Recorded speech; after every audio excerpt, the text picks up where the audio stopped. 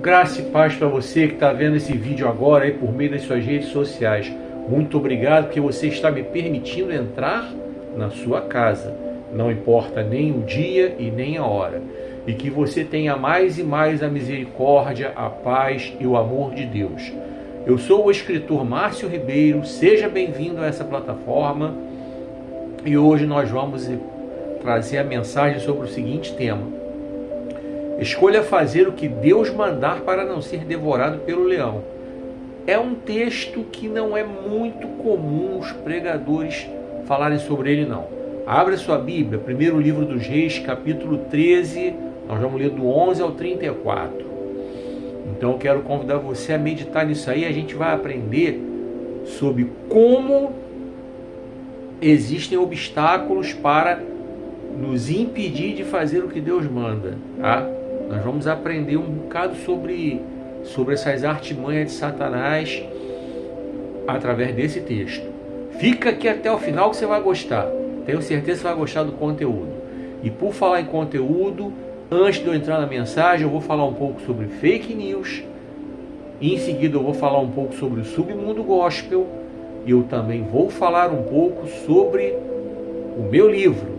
O livro que eu pretendo lançar no segundo semestre, se assim Deus permitir. Cuide bem da sua carreira profissional. Vou falar um pouquinho sobre esse livro. E aí eu vou entrar na mensagem. Não esquece de curtir, comentar e compartilhar esse vídeo nos seus grupos e nas suas redes sociais. Assim você me ajuda a fazer a plataforma entender que esse vídeo é bom, é relevante, pode ser recomendado para mais pessoas assistirem. E me segue aqui para que você possa receber mais vídeos. Vem comigo. Vamos falar um pouco sobre fake news, tá? A gente sabe que é uma área que Satanás atua com força. A área das fake news, porque ele mexe com mentira, né? As fake news, elas são um poço de mentira, um poço de engano, um poço de tapiação, um poço de coisa demoníaca. E dentro daquilo que a palavra de Deus ensina, nós hoje vamos falar sobre Colossenses capítulo 3, verso 9. Vamos ver o que a Bíblia nos diz? Colossenses capítulo 3, verso 9. Vamos ver o que a palavra de Deus fala nesse texto. Esse texto, ele é um dos que eu estou colocando aí direto nos comentários, tá? É o quarto texto, é só você olhar a sequência. Vamos lá. Preste atenção na palavra de Paulo, hein? Não mintam uns aos outros. A vida velha que vocês levavam, com toda a sua perversidade, é que fazia essa espécie de coisa. Agora ela está morta e desapareceu. Você conseguiu entender o que Paulo quis dizer? Eu vou repetir. Olha o que Paulo fala sobre a mentira. Fake news são mentiras, meias verdades. Se são meias verdades, não são verdades. Tem omissão, tem mentira, tem coisa distorcida. Já falei sobre isso. Vou repetir aqui. Não mintam uns aos outros.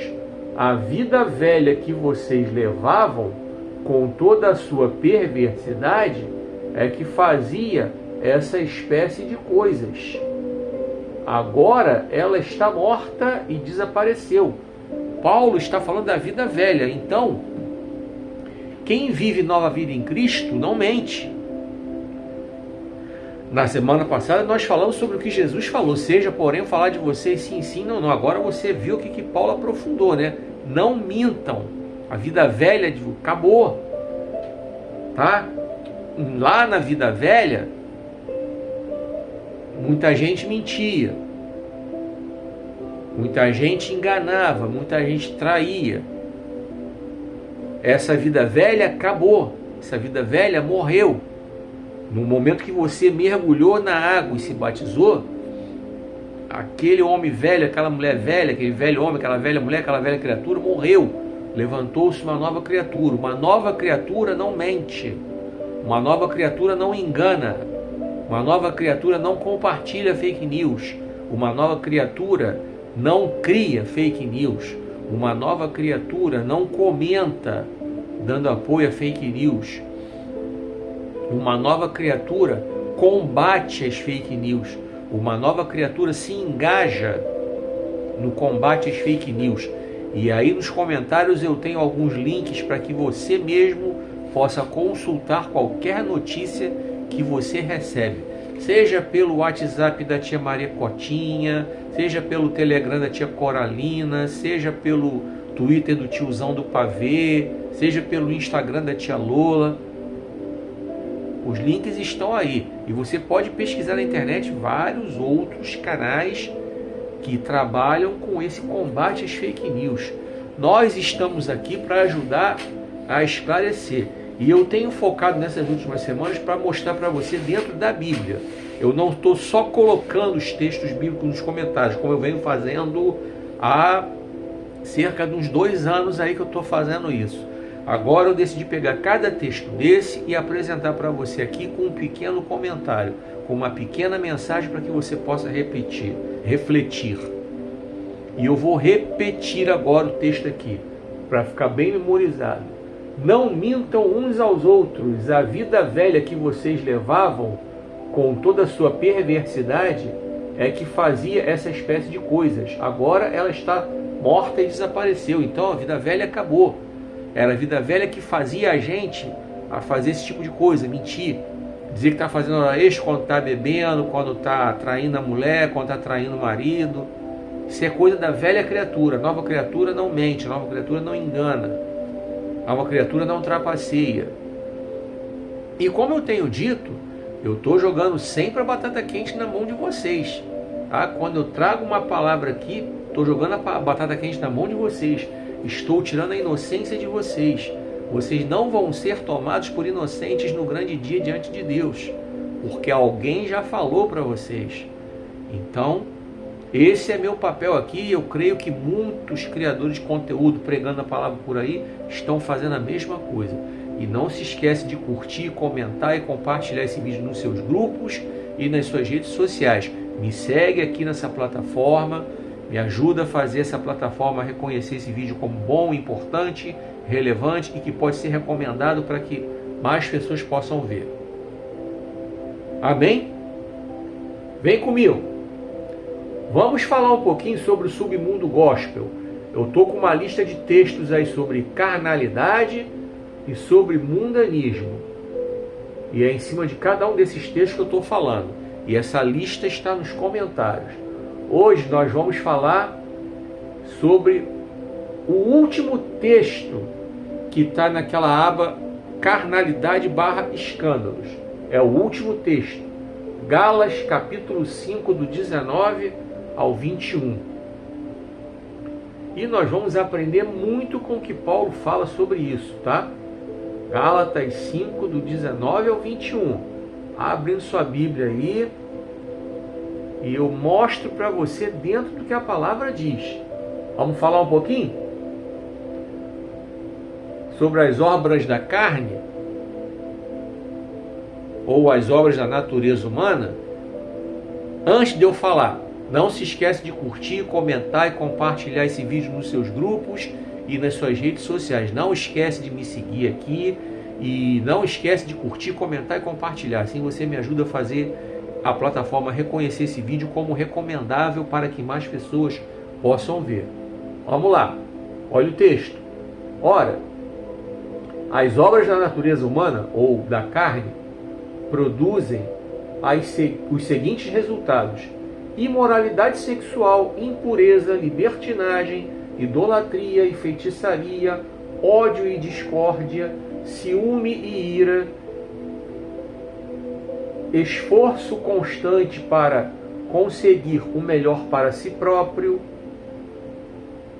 queixas e críticas, dissensões e facções, inveja, embriaguez, orgias e toda essa espécie de coisas. Vou dizer-lhes novamente, como já o fiz antes, que todo aquele que levar esse tipo de vida não herdará o reino de Deus. Olha o que Paulo está ensinando para a igreja dos Gálatas. Essa foi a primeira carta que Paulo escreveu para os Gálatas. Paulo estava começando seu ministério como pastor. Olha a profundidade do que ele está mostrando. Eu estou trazendo para vocês uma lista de textos sobre carnalidade, escândalos, e vou falar a partir da próxima semana dentro da aba mundanismo, para que você possa entender o que está acontecendo nos tempos de hoje dentro do mundo, submundo gospel, dentro da instituição CNPJ chamada igreja. Por que estão acontecendo tantos escândalos? Então vocês estão vendo com os próprios olhos de vocês o que é que a carne faz. E é por isso que tantas coisas estão acontecendo. Vou repetir, presta atenção na leitura. Ora, as obras da natureza humana ou da carne produzirão os seguintes resultados: imoralidade sexual, impureza e libertinagem. Esse é o verso 19, segura aí. O que é que a gente está vendo aí? Tanto escândalo nessa área, tanto escândalo. É cantor, é cantora, é pastor, é pastora, é crente que fica no meio ali da nave ali, que não tem assim cargo nenhum na igreja, é obreiro, é diácono, é presbítero, é evangelista, é missionário. Toda hora aparece, vocês estão vendo aí na internet direto, sempre nomes famosos.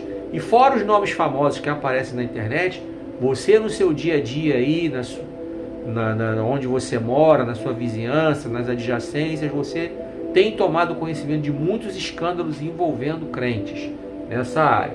Então eu falei do verso 19, vou repetir. Ora, as obras da carne ou natureza humana produzirão os seguintes resultados: imoralidade sexual, impureza e libertinagem. Tá, já falei sobre eles. Vamos falar, verso 20.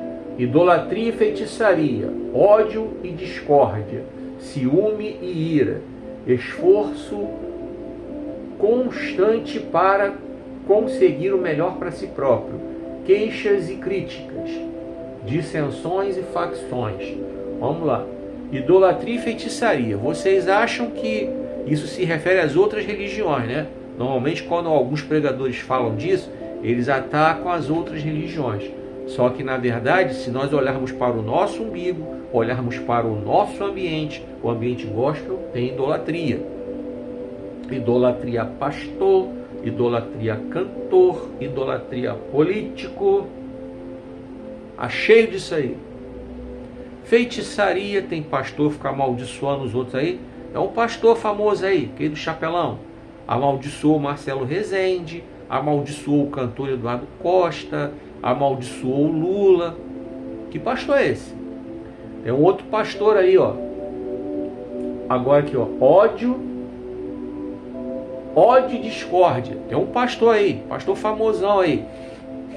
Pastor bem famoso. Eu acho que é o mais famoso. É o que está há mais tempo na televisão, coisa e tal. Pois é, esse mesmo aí. Só sabe destilar ódio e discórdia. Recentemente programou uma manifestação, entre aspas, política, mas na verdade aquilo ali foi para desafiar os ministros do STF, foi lá xingar, ofender. Ele já destilou várias vezes aí ódio, ele só aparece na internet para trazer mensagem de ódio, de discórdia. As obras da carne, da natureza humana. Vai debater com Paulo, tá? Foi ele que escreveu. Só estou lendo o que ele escreveu. Ciúme e ira, isso aí a gente vê direto nas igrejas. Ciúme e ira, quando alguém levanta para fazer alguma coisa, vem outro, levanta e quer derrubar. Entendeu? Isso aí a gente vê o tempo todo. Esforço constante para conseguir o melhor para si próprio. É o egoísmo, né? Primeiro eu, depois eu, depois eu, depois eu, depois de tudo eu. E é incapaz de doar um pouco para alguém. Eu não estou me referindo simplesmente a doações financeiras em dinheiro ou materiais em termos de alimento. Eu me refiro também à doação de tempo para servir alguém, tempo para ouvir alguém, tempo para orar por alguém. Então, é primeiro eu, depois eu, depois eu. Vamos lá. Queixas e críticas. Tanto irmão dentro da igreja se queixando uns dos outros, levantando aí contenda no meio dos outros, aí, ó, discórdia, facções. Se a gente vê direto dentro das igrejas, cheio de grupinho dentro das igrejas, se debatendo. Aí você vê aí, nós somos 60 milhões de evangélicos. Deixa eu falar um pouquinho sobre os 60 milhões de evangélicos. Vou aproveitar e falar um pouquinho. Tem a ver com isso aqui que eu acabei de ler no verso 20. Vamos lá. Conta redonda. O Brasil tem aproximadamente 210 milhões de habitantes, de acordo com o censo. 60 milhões, de acordo com o censo, são evangélicos. São números redondos aproximados para facilitar a conta. Então você tem 150 milhões que não são evangélicos. Desses 150 milhões que não são evangélicos, existem números consolidados de aproximadamente 8 milhões de desigrejados, que não fazem parte de nenhuma igreja. É diferente de desviado. Desviados temos algo em torno dos 40 milhões, segundo algumas estatísticas que eu pesquisei na internet. Então se tem 60 milhões dentro da igreja ativos, 8 milhões desigrejados e 40 milhões fora, existe um universo ainda de pessoas que precisam ser alcançadas pela pregação da palavra de Deus. E como vão ser alcançados se a igreja não está fazendo diferença? Eu vou para a Bíblia, Atos dos Apóstolos, 12 fizeram a diferença. 12 só. Os 12 que começaram com Jesus. Os 11 que ficaram depois que Judas se matou. Você abre a tua Bíblia, Atos dos Apóstolos, e confere o que eu estou falando. Aí lá foi eleito Matias para substituir Judas. Então esses 12 começaram a pregar o Evangelho. E o Evangelho foi se espalhando, se espalhando, se espalhando, se espalhando, até chegar aqui no Brasil onde nós estamos. 12 fizeram a diferença. E por que 60 milhões não estão fazendo a diferença no Brasil? Olha o Brasil como é que está. E não venha me dizer que é de 2023 para cá, não. É de muito antes. Tá? E eu não estou falando só de política, não. Olha a situação espiritual do Brasil como é que está. Não é de hoje, é de muitos e muitos e muitos e muitos anos. 60 milhões não estão fazendo a diferença. Não estão. O que está acontecendo? Esses escândalos que você vê nas redes sociais aí, eles explicam por si muita coisa. Acabei de falar no verso 19, aqui no 20 também, esse pastor aí que só sabe pregar ódio, esse cara vai alcançar quem para Jesus com essa pregação de ódio dele? O outro do chapelão, fica amaldiçoando, vai alcançar quem? Quem é que vai dar crédito a essas pessoas? Com esse testemunho horroroso que elas dão. Vamos continuar, verso 21. Inveja, embriaguez, orgias e toda essa espécie de coisas. Tá? Então ele continua. Está cheio de inveja. É um pregador invejando o outro, um querendo ser melhor que o outro, querendo andar com um carro mais bonito que o outro, um relógio mais bonito do que o outro, a igreja maior do que a do outro, e desmerece o ministério do outro, e quer receber mais do que o outro, aquela competição. Embriaguez, caraca. Os escândalos estão aí, toda hora aparece sobre esse assunto também, na embriaguez. Entendeu? Toda hora aparece. Já soubemos que no caso dos Gideões, os caras subiam o púlpito bêbados, subiam drogados. Isso aí já está mais do que... Todo mundo já está cansado de ouvir essa história. E muitas outras. Muitas outras. E, nossa. Orgias. Os caras iam para lá, os Gideões fazendo orgia. Acabava o culto e iam para a casa da luz vermelha. E as mulheres também se prostituíam lá. Elas davam para os caras para poderem cantar lá nos Gideões.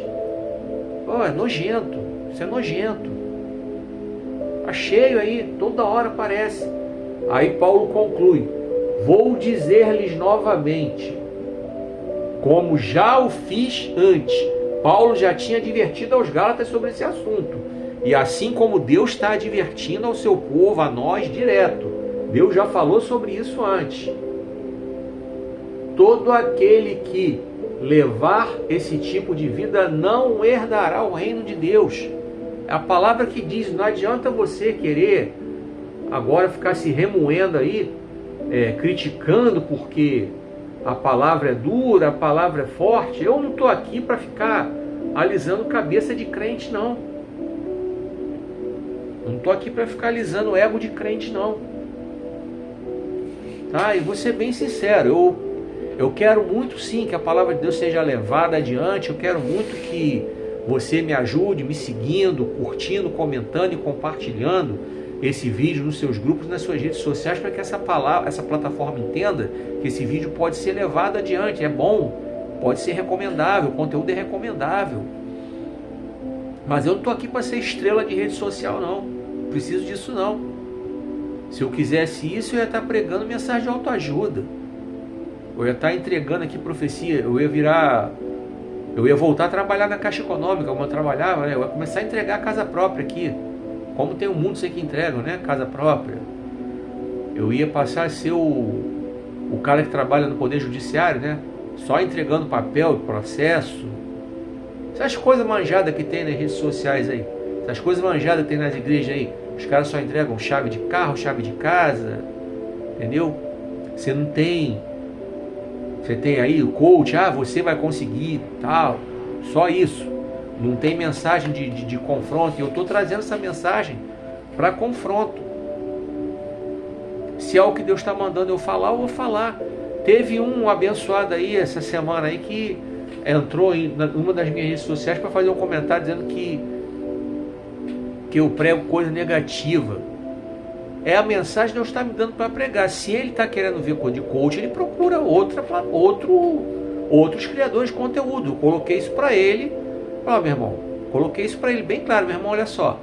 Existem milhares de criadores de conteúdo pregando sobre diversos temas. Os temas que eu prego são esses que Deus me dá. Você fica à vontade para você ver o que você quiser. Se eu quisesse agradar a homens, eu seria político. Eu não seria pregador da palavra de Deus. A palavra de Deus me diz que nós que pregamos ela, nós não vamos ter seguidores, nós vamos ter perseguidor. É o que a Bíblia é o que a Bíblia diz, né? Até onde eu sei o que a Bíblia diz. A gente vai ter perseguidor. Jesus falou sobre isso para os discípulos. Tá certo? Vem comigo.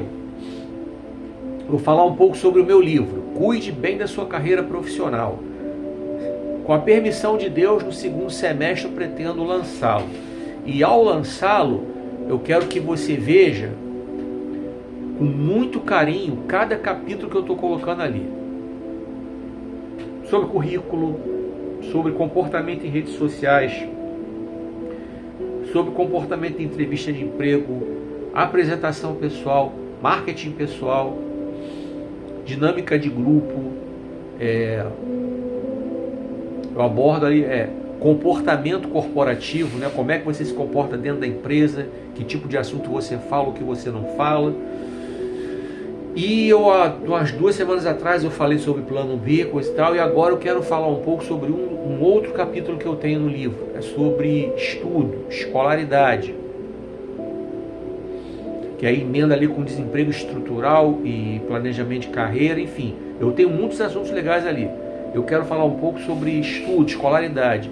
Por que tem tanto brasileiro que ainda não conseguiu um bom emprego? Vamos lá. Mais da metade dos brasileiros não tem sequer o ensino médio. Isso aí são pesquisas. Só você consultar nas redes sociais. Não são dados criados por mim. São pesquisas que constam em censo de IBGE. E hoje em dia os empregos estão cada vez mais qualificados. Estão cada vez mais tecnológicos, exigindo cada vez mais estudo, capacidade. Não são mais empregos operacionais, braçais. Vou te dar alguns exemplos. Eu trabalhei a maior parte da minha vida na área bancária. A área bancária, quando eu comecei nos anos 80, tinha muita coisa que era operacional. Por exemplo, a compensação de cheque. Os caras tinham a máquina de somar na mão, um bolo de cheque na mão, só somando ali, era braçal. E depois braçal separar por banco, depois braçal separar por valor, encaixando no limite superior, e depois braçal separando praça, fora da praça e tal. Era meramente braçal, aquilo não requeria muito estudo. não requeria muito estudo. Aí, à medida que os bancos começaram a informatizar a compensação, entraram as máquinas que já separavam os cheques por banco, por valor, mas ainda assim tinha muita coisa braçal que o cara ficava, ao invés de ficar somando na máquina de calcular, o cara ficava digitando numa máquina chamada CMC7, que passava ali, lia ali, ele digitava, aí o valor era impresso ali e tal, depois era tudo totalizado pelo sistema, e foi evoluindo até chegar ao ponto que hoje você nem manuseia mais cheque. Quando eu falo cheque, são outros documentos também. Além dos cheques, tem aqueles boletos de cobrança que também vão para lá, os DOC. DOC hoje nem existe mais. O Pix já substituiu o DOC, substituiu o TED. E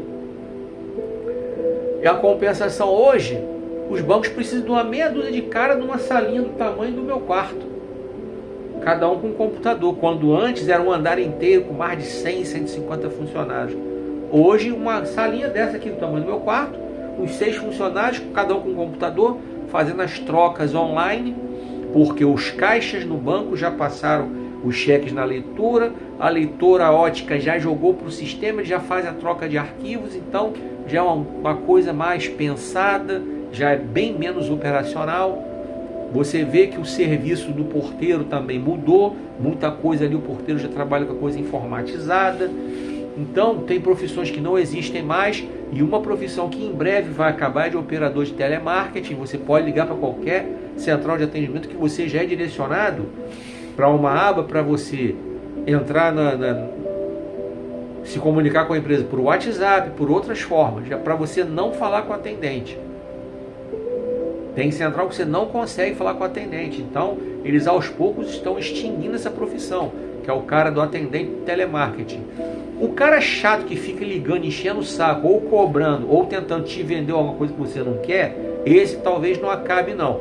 Mas aquele que fica lá no saque, que muita gente chama de operador de telemarketing, mas é o atendente, o cara fica no saque, essa profissão, a tendência é acabar. Então, voltando à questão do estudo, então você tem um monte de brasileiro que não tem nem ensino médio.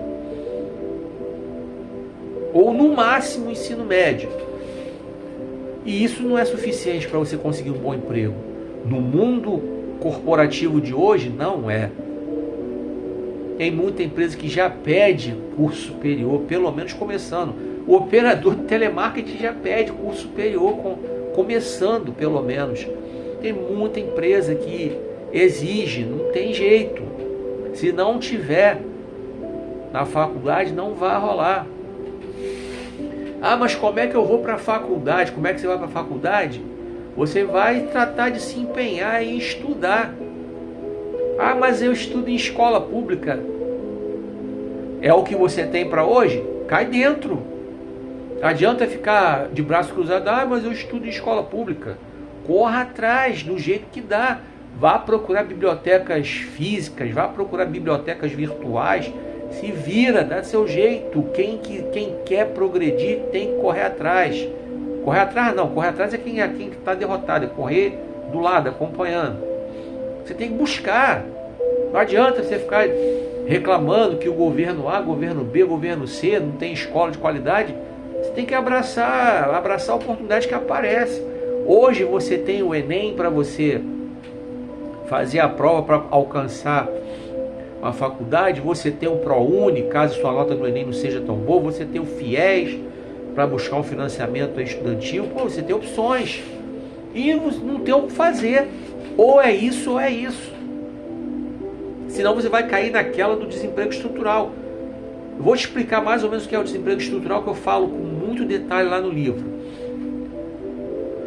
No momento que uma economia entra em crise, os primeiros a tomarem um chute na poupança são aqueles que não têm estudo, aqueles que fazem um trabalho braçal, operacional, que qualquer um pode fazer, que a máquina pode fazer. Esses são os primeiros que ganham a porta da rua como serventia da casa, porque a empresa vai segurar os talentos, os talentos táticos, gerenciais, os talentos que têm cérebro, que têm estudo, porque eles sabem que se aquele cara for para a concorrência, aquele cara pode arrebentar com ele. Então a empresa procura segurar esses aí. Agora aqueles ferrabras que só sabem fazer aquilo ali, operacional, esses são os primeiros que ganham um chute na poupança. Não posso falar outra palavra aqui. E quando a economia volta a prosperar, são os últimos que voltam ao mercado de trabalho. Isso quando voltam, porque tem muitas profissões, como eu estou falando direto, que já estão sendo extintas. Você não vê mais cobrador de ônibus, a maquininha já faz o trabalho dele. A maquininha já faz o trabalho do cobrador de ônibus. Tem bancos particulares que nem tem mais o cara que fica lá no caixa. Porque o aplicativo e mais aqueles terminais de autoatendimento já fazem o trabalho dos caixas. É muito raro. Não fica mais um cara fixo lá no caixa em alguns bancos aí que eu não vou falar os nomes que eu não ganho aqui para fazer propaganda deles. Mas quando você precisa realmente de um serviço de caixa, aí um funcionário qualquer chega lá, abre o terminal rapidinho, senta lá, faz aquela operação. Ele não fica às 6 horas de trabalho ali não. Já não tem mais, alguns bancos já não tem mais. Só você andar aí pelas agências bancárias que você vai ver. Não estou te inventando nada. Então, à medida que esses trabalhos que são mais operacionais vão sendo extintos, as máquinas estão entrando, então carreiras novas estão surgindo, então é necessário sim um estudo, é necessário sim se aprofundar, melhorar. E para você que prega a palavra de Deus, isso também é importante. Não se esquece de curtir, comentar e compartilhar esse vídeo nos seus grupos, nas suas redes sociais. Me ajuda a fazer esse vídeo, essa plataforma a reconhecer o vídeo como recomendável para que outros possam ver. E você que prega a palavra de Deus, você tem que parar de passar vergonha. Ainda há pouco eu falei sobre a questão do mau testemunho. Nós temos que dar testemunho. E eu acho que melhorando o nosso nível de escolaridade é uma maneira legal de dar um bom testemunho na hora de pregar a palavra de Deus. Tá? Não fazer vergonha como a gente vê em muitas igrejas aí. Não é pecado estudar, não é pecado estudar teologia, não é errado estudar teologia, não é errado se aprofundar no estudo da palavra de Deus. Pô, você pode entrar na internet aí, o tempo que você perde vendo besteira em internet, você pode entrar, tem um bocado de canal naquela plataforma de vídeos longos que você tem aula de português gratuito, eu mesmo vejo. Não só de português, tá? De outros idiomas também, tem lá, só você buscar. Só você parar de perder tempo vendo porcaria na internet e procurar ver coisa boa e relevante. A escolha é sua. E é sobre essas coisas que eu falo nesse livro. Cuide bem da sua carreira profissional. Em breve, em nome de Jesus, com a permissão de Deus, no segundo semestre, pretendo publicá-lo. E eu vou colocar aqui os links de venda, tá? Para que você possa ver. E por falar em links de venda, eu tenho 2 livros já publicados, de Lodebar para Wonderland e O Dinheiro Nosso de Cada Dia. Os links para venda, eles estão aí nos comentários. Só você clicar e adquirir seu livro. Amém? Vem comigo.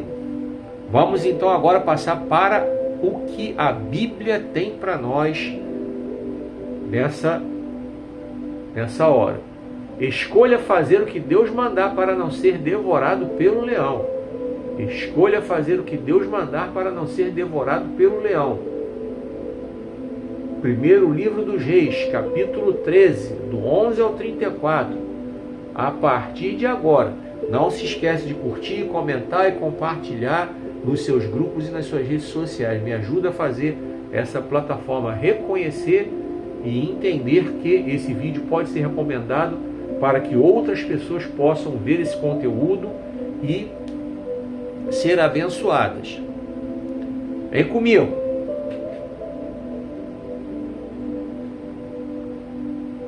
Acontece que havia certo profeta já idoso que morava em Betel.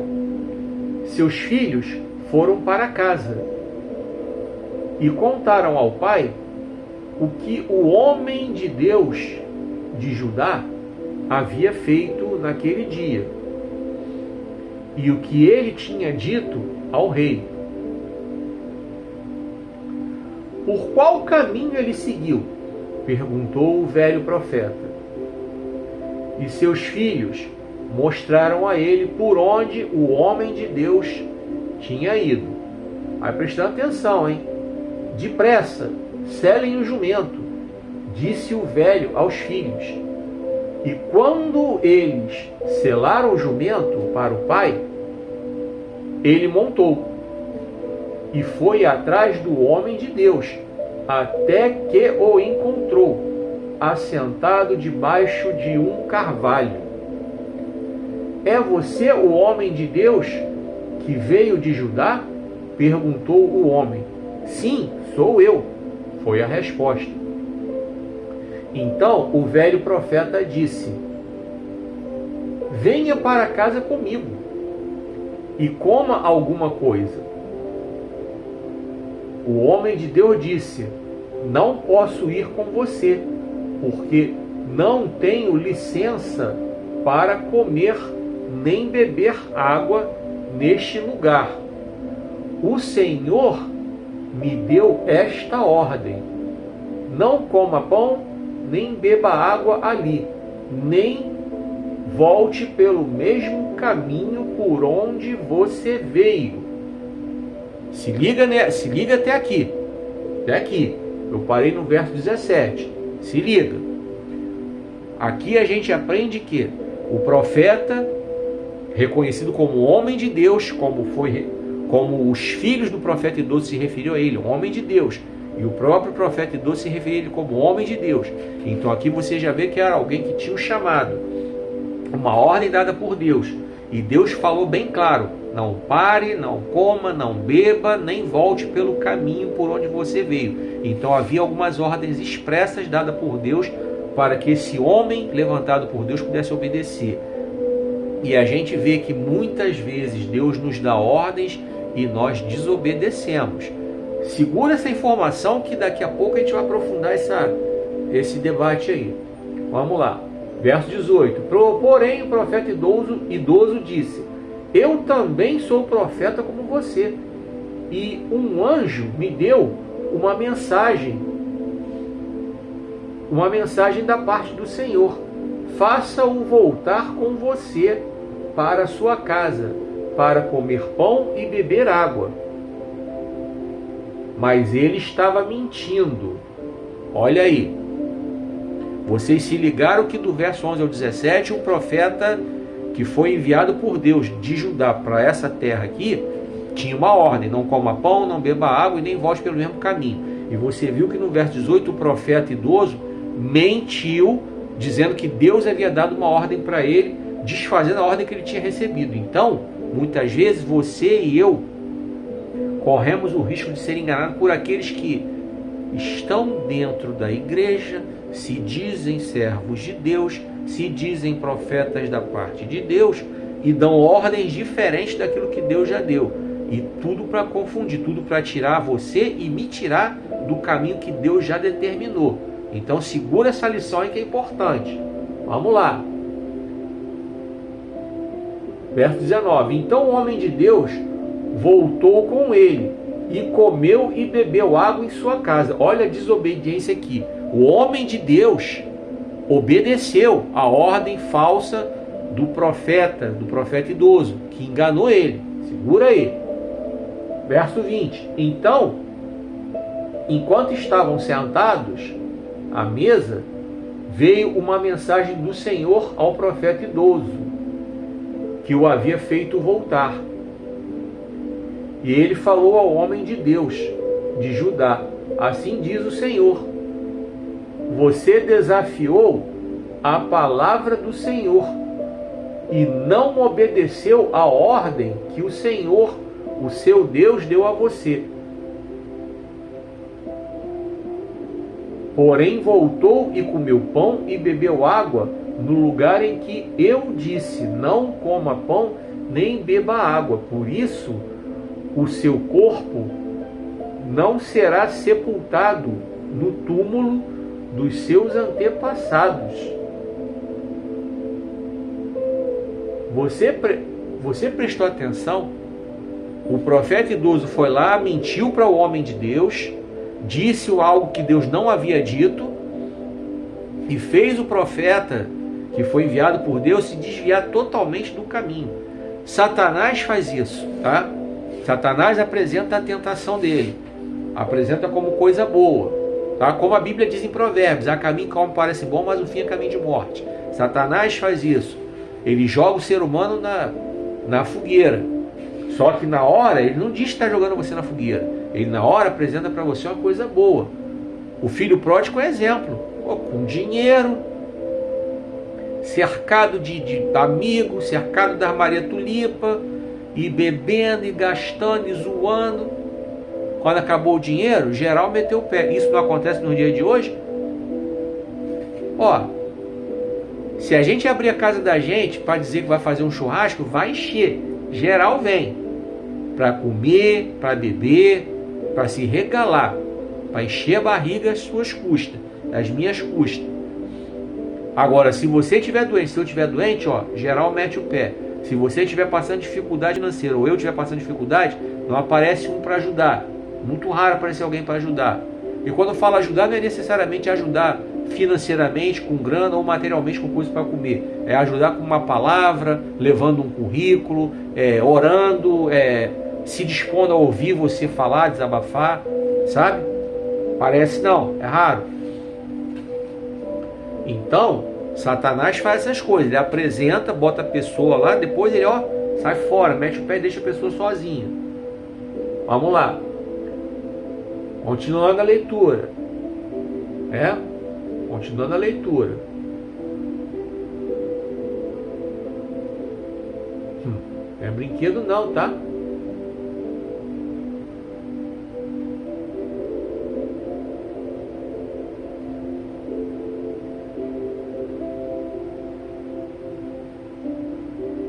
Vamos para o verso 23. Quando o homem de Deus acabou de comer e beber, o profeta idoso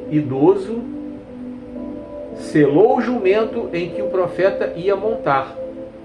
E ele partiu de novo.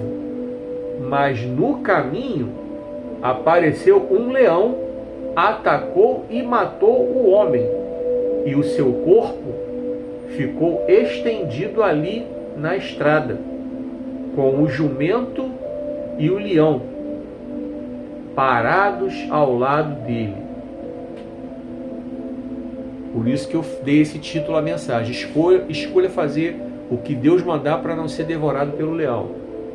Continuando. Os que passaram e viram o corpo deitado e o leão parado calmamente ao lado dele, contaram o fato em Betel, onde morava o profeta idoso. Quando ele ouviu o que tinha acontecido, disse: é o homem de Deus que desobedeceu a ordem do Senhor. O Senhor cumpriu o que tinha dito, fazendo que o leão o matasse. Então o profeta disse aos seus filhos: aprontem o meu jumento. E eles o fizeram. Ele foi e encontrou o corpo caído na estrada, e o jumento e o leão ainda estavam ali ao lado dele, pois o leão não havia comido o corpo, nem atacado o jumento. Então o profeta colocou o corpo do homem de Deus sobre o jumento e o levou de volta à cidade para lamentarem por ele e o enterrarem. Ele colocou o corpo em seu próprio túmulo e lamentaram por ele, dizendo: ah, meu irmão. Depois de enterrá-lo, disse aos seus filhos: quando eu morrer, quero que me enterrem no túmulo onde está enterrado o homem de Deus. Ponham os meus ossos ao lado dos ossos dele, porque o Senhor disse a ele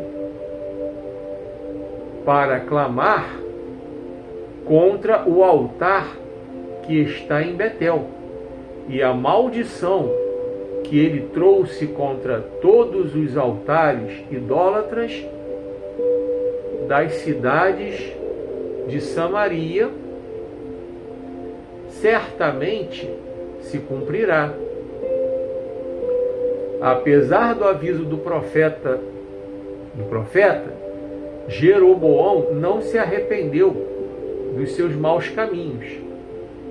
Ao contrário, ele nomeou mais sacerdotes entre o povo comum para oferecer sacrifícios aos altares idólatras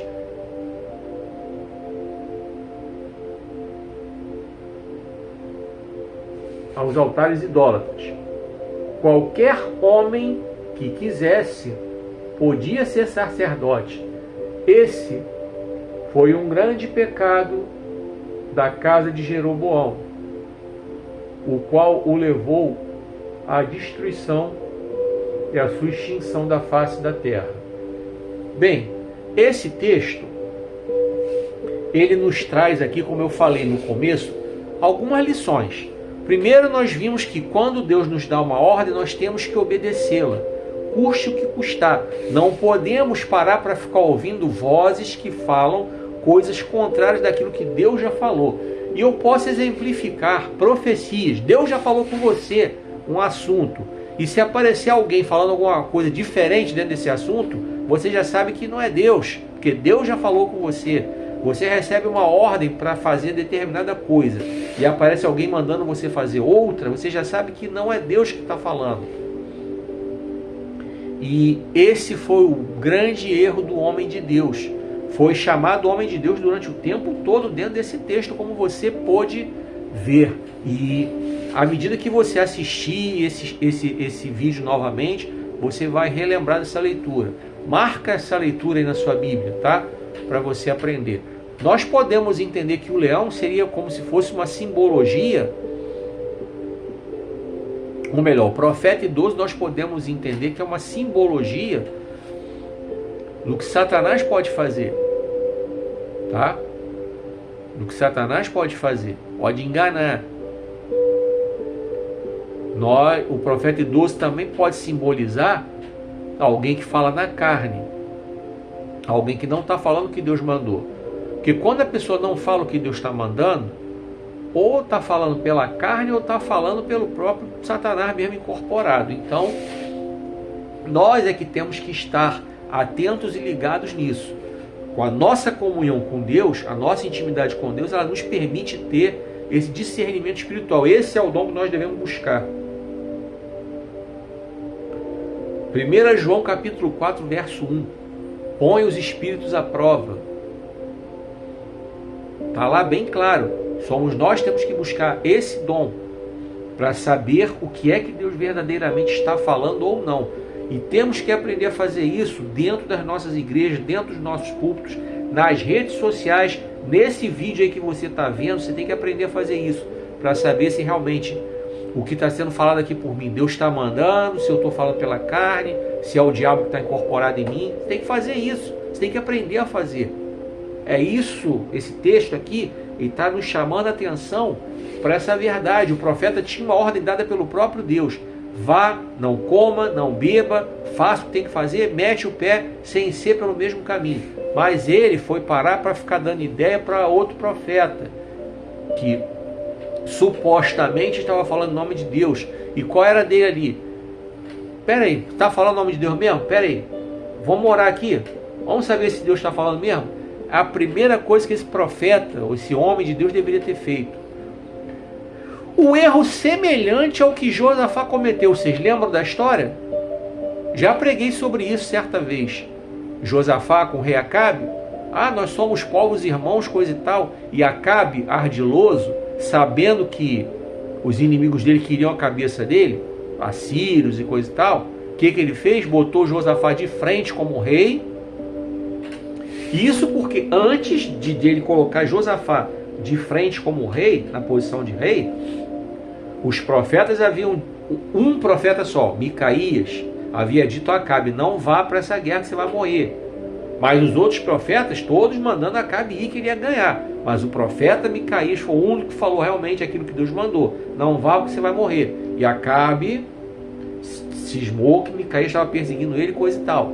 Mas Josafá não parou para buscar a Deus. Era a primeira coisa que ele teria que ter feito ali. Pô, pera aí. Tem um montão de profeta falando para ele ir. Esse aqui está falando para ele não ir? Poxa, Josafá no mínimo tinha que ter chamado os profetas dele lá de Judá, já que Acabe era rei de Israel. Bom, vamos consultar o Senhor. O próprio Josafá poderia ter feito. Vamos consultar o Senhor aqui. Mas não fez. Só que o profeta Micaías havia dito que Acabe ia morrer, e assim aconteceu. Acabe foi misturado no meio dos soldados. Quando os caras chegaram e foram em cima do rei, viram que não era o Acabe, um dos soldados com raiva jogou a flecha de qualquer jeito, a erro, no meio daquele montão de soldados lá. A flecha foi acertar justamente o coração de Acabe, como o profeta havia dito que Acabe ia morrer, e assim foi. O mesmo erro que Josafá cometeu nesse texto que eu citei, foi o mesmo que o profeta, o homem de Deus, cometeu. Ele não consultou o Senhor para saber se realmente o Senhor havia mudado o que havia dito. A gente tem que fazer isso o tempo todo, perguntar ao Senhor: Senhor, o que o Senhor quer da minha vida? É isso aqui mesmo? Pá. Aí se aparece alguém no meio da igreja falando alguma historinha diferente, peraí, Senhor, é isso mesmo? E muitas vezes o Senhor na hora fala: não sou eu que estou falando, não. Não sou eu que estou falando, não. Pode repreender. O Senhor avisa. Então esse profeta desobedeceu. Ele não consultou o Senhor e seguiu a ideia errada do profeta idoso. E nós podemos dizer que nesse texto o leão é a simbologia das consequências dos nossos erros, das consequências dos nossos pecados. Então, quando Deus ministrou meu coração para colocar esse título, escolha fazer o que Deus mandar para não ser devorado pelo leão, é para não sofrer as consequências. Olha, a desobediência ela gera consequências catastróficas. A Bíblia está cheia de exemplos. Há um tempo atrás eu preguei sobre Jonas aqui, que desobedeceu, foi parar no ventre do grande peixe. O filho pródigo desobedeceu, pedindo dinheiro antes da hora para o pai, a herança antes da hora. Tem vários. Abraão desobedeceu que Deus falou, juntamente com a Sara. Sara não desobedeceu sozinha. Se o Abraão quisesse se manter ali na promessa, era só ele para Sara: não vou ter relação com a sua concubina, não. A promessa de Deus não foi essa. Sara quis dar um jeitinho, Abraão deve ter achado Agar bonitinha e foi lá e consumou. E o resto da história vocês conhecem. Tudo por conta de desobediência. Eu poderia falar aqui, nossa, tá cheio. A Bíblia tem exemplo com fartura sobre gente que desobedeceu e as consequências da desobediência. Sabe por quê que a Bíblia tem isso? Porque Deus não é pai coruja. Grava isso que eu estou te falando. Deus não é pai coruja. Deus não passa pano em pecador. Deus nunca passou pano em pecador. E olha que não teve pecador qualquer não, hein? Abraão era assim com Deus na intimidade. Deus chamava Abraão para conversar. Abraão, chega aqui. Olha a estrela. Abraão, chega aqui. Sai da tua terra. Abraão, eu vou destruir Sodoma e Gomorra. Só consultar sua Bíblia, o livro de Gênesis, você vai ver. Deus tinha intimidade, amizade com Abraão. Deus tinha intimidade com Moisés. Êxodo 33:11 diz lá: Deus falava com Moisés como quem fala com amigo. Davi foi homem segundo o coração de Deus. Foi o próprio Deus que falou isso. E no entanto, Deus não passou pano na cabeça de nenhum deles. Todos eles cometeram erro, vacilaram, e está registrado na Bíblia. E eu não sei porque tem pastor que passa pano em cabeça de crente que pisa na bola. Eu não sei porque que tem crente que passa pano em cabeça de pastor que pisa na bola. Não sei porque que tem pai que passa pano na cabeça de filho. Não sei. Não consigo entender isso. Se Deus, que é o Criador, é o Senhor, não passa pano na cabeça de ninguém. A gente vê aí, estamos no tempo da graça. Beleza, estamos no tempo da graça, de fato. Muitos dos rituais do Antigo Testamento foram abolidos, verdade, é fato, ok. Mas a graça nunca foi passaporte para andar de qualquer jeito. A graça nunca foi passaporte para andar no pecado. A graça nunca aboliu coisas fundamentais, princípios bíblicos fundamentais, princípios cristãos fundamentais. A graça nunca aboliu. Nunca aboliu. E Jesus nunca passou pano. Já falei para vocês várias vezes. Antes de Jesus liberar a mulher adúltera, ele falou: vai e abandone sua vida de pecado. Antes de Jesus liberar a mulher samaritana, ele falou para ela: você não tem marido, você já teve 5, e esse não é teu marido. Então Jesus não passa pano, nunca passou pano. E eu, como pregador da palavra de Deus, óbvio que eu não estou aqui para passar pano em crente nenhum. Estou aqui para trazer mensagem de coach, autoajuda e tal, blá blá blá blá blá blá blá blá blá, como a gente vê aí. Se você está procurando isso, você está no perfil errado, eu sinto muito. Eu sei que a palavra, muitas vezes, que Deus me dá a pregar é dura, eu estou cansado de saber, já ouvi várias profecias, o próprio Deus já falou comigo várias vezes, na minha intimidade com Ele, e já usou vários vasos para falar que ia ter lugares que eu ia chegar, ia pregar e nunca mais iria voltar, porque ia ter gente lá no meio, lá do burburinho, para dizer, não, traz ele de novo não, porque a mensagem dele é muito dura. Eu sei disso. E como eu falei para vocês ainda há pouco, essa semana teve um que veio comentar numa das minhas redes sociais que a mensagem que eu prego é muito dura. Mas se ele, tudo bem, eu coloquei para ele. Se você acha isso, então aí tem milhares de criadores de conteúdo que tem vários assuntos. Procura outra coisa para ver. Enfim, não posso querer adaptar para agradar, não vou fazer isso. Goste quem gostar, o que eu posso fazer? Mas enfim, só até aqui foi o que o Senhor ministrou ao meu coração, e o tema dessa mensagem de hoje foi: escolha fazer o que Deus mandar para não ser devorado pelo leão. Que Deus continue abençoando essa palavra, abençoando sua vida, e que você seja grandemente ministrado por aquilo que Deus tem para você. Eu não sei quem é você, se você é um cristão, se não é, se já foi, se nunca foi, eu não sei. Não sei se você está firme com Jesus, se está meio lá, meio cá, meio inconstante, meio hesitante, com dúvidas, ou machucado, com feridas, eu não sei. Não sei se você se afastou, se desviou, ou se simplesmente está desigrejado. Mas uma coisa eu sei: não deixe a congregação, como a própria Bíblia diz na carta aos Hebreus, se eu não estou enganado. Não abandone a congregação, a chamada igreja, templo de 4 paredes. Não faça isso não. Por mais que você tenha criadores de conteúdo aí falando aí que é bom ser desigrejado, eu vi um vídeo essa semana, um cara fazendo apologia a você ser desigrejado. Olha, na verdade eu iria encerrar a mensagem aqui, mas Deus está me mandando falar. O que acontece?